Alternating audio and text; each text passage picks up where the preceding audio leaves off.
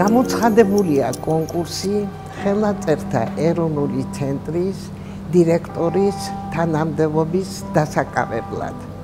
ცხადია, შემოტანა შეუძლია ყველა მსურველს, მაგრამ ჩვენ ხელნაწერთა ეროვნული ცენტრის თანამშრომლები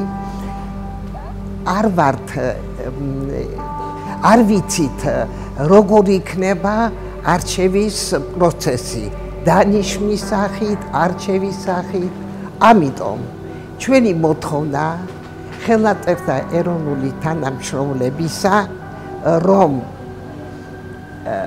მოგცენ უფლება ჩვენ თვითონ ავირჩიოთ შესაბამისად ხელნაწერთა ეროვნული ცენტრის ხელმძღვანელი.